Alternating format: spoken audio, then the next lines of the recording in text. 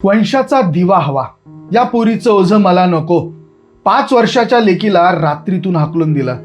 पण 20 वर्षांनी जेव्हा तो बाप वॉचमॅनची नोकरी मागायला गेला तेव्हा खुर्चीवर बसलेल्या बॉसला बघून त्याला भोवळ आली. कोल्हापूर जिल्ह्यातल्या एका मोठ्या गावचे आप्पासाहेब देसाई हे एक प्रतिष्ठित आणि श्रीमंत व्यक्ती. मोठा वाडा, शेकडो एकर जमीन आणि एकच वेळ त्यांना होतं, वंशाचा दिवा. पण त्यांच्या पत्नीला जानकीला पहिली मुलगी झाली. तिचं नाव नंदिनी.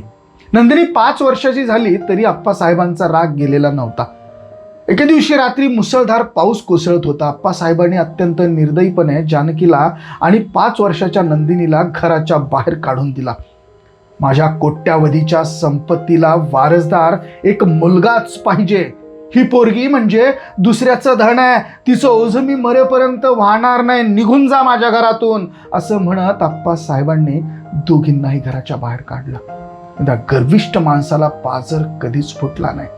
दुसऱ्याच महिन्यात आप्पासाहेबांनी दुसरं लग्न केलं आणि वर्षभरात त्यांच्या घरी एक वंशाचा दिवा म्हणजेच मुलगा जन्माला आला. संग्राम त्याचं नाव ठेवण्यात आलं. आप्पासाहेबांनी अख्ख्या गावात पेढे वाटले. इकडे जानकीने पुण्याला येऊन धुनी भांडी केली, डबे दिले, रक्ताचं पाणी करून आपल्या लेकीला नंदिनीला वाढवलं, शिकवलं. 20 वर्षानंतर तो काळ परत आला.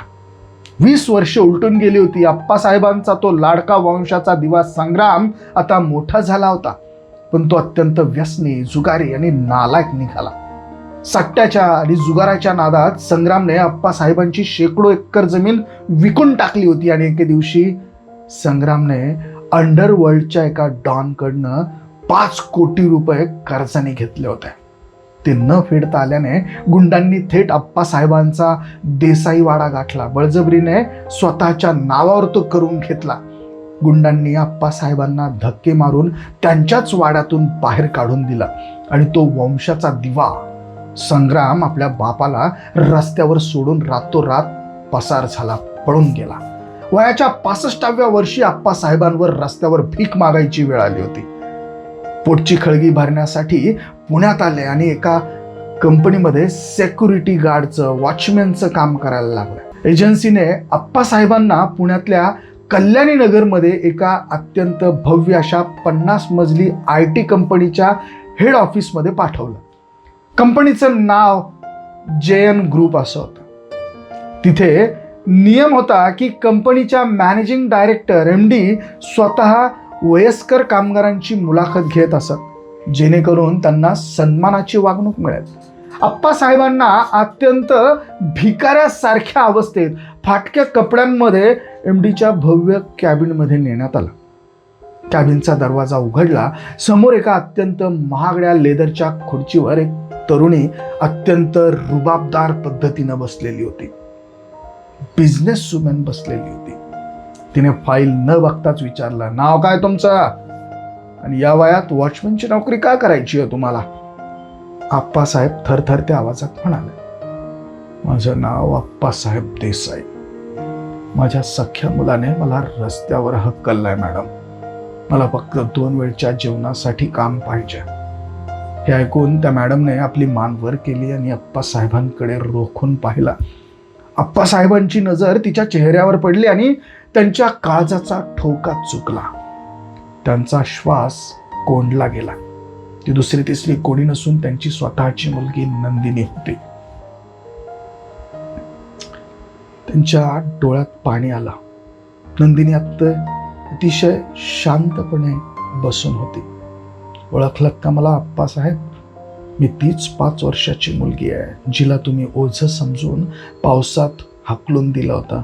आणि आज ती 500 कोटींची कंपनी चालवते आहे, जिचं नाव JN ग्रुप आहे, जानकी नंदिनी ग्रुप. ही कंपनी माझ्या त्याच आईच्या घामातून उभी राहिली आहे, जिची लायकी तुम्ही काढली होती. आप्पासाहेबांना भोवळ यायची वेळ आली. ते ढसाढसा रडायला लागले. पोटच्या मुलीच्या पाया पाडण्यासाठी पुढे आले. नंदिनी, माझ्या लेकी मला माफ कर. माझा अहंकार नडला. माझ्या वंशाच्या दिवाने मला भिकारी बनवलं ग. मला तुझ्या पायाशी राहू दे. पण नंदिनी 1 इंचही हलली नाही. तिने अत्यंत करड्या आवाजात सेक्युरिटीला बोलवलं आणि आप्पासाहेबांना मागे केला. माफीसाठी अश्रू लागतात आप्पासाहेब, जे माझ्या आईने 20 वर्षापूर्वी धुणे भांडे करत ते अश्रू पाण्यात संपवले. ज्या गुंडांनी तुमचा देसाई वाडा हडपला होता ना, तोच वाडा काल माझ्या कंपनीने 5 कोटी रुपयात लिलावात कायदेशीररित्या विकत घेतलाय. हे ऐकून आप्पासाहेब थक्क झाले. नंदिनी पुढे म्हणाले, मी तो वाडा तुम्हाला परत देण्यासाठी नाही घेतला. उद्या माझी आई जानकी त्या देसाई वाड्यात एका राणीसारखी राहायला जाणार आहे आणि तुम्हाला नोकरी हवी होती ना, तुमचं सिलेक्शन झालंय. उद्या सकाळी 8 वाजता ड्युटीवर हजर राहा. तुम्ही पुण्यातल्या नाही तर कोल्हापूरच्या त्याच देसाई वाड्यात मुख्य गेटवर माझी आई जानकी यांच्यासाठी वॉचमॅन म्हणून कामाला जाल आणि आयुष्यभर नोकरी करा. रोज सकाळी उठून ज्या बायकोला तुम्ही हाकललं होतं ना, तिला सल्यूट ठोकायचा. तेव्हा तुम्हाला समजेल की वंशाचा दिवा घर जाळतो, पण तीच मुलगी घर कसं उजळून टाकते. आप्पासाहेब तिथेच फरशीवर कोसळले. त्यांना रडल्याशिवाय दुसरा कोणताही पर्याय उरला नव्हता. त्या बापाने मुलीला ओझं समजलं होतं आणि तोच बाप आज स्वतःच्या मुलीच्या पैशावर स्वतःच्याच वाड्याच्या बाहेर सुरक्षा रक्षक म्हणून उभा होता. मुलींना कमी लेखणाऱ्या समाजाच्या कानशिलात आता एक मोठी चापराक लागलेली होती.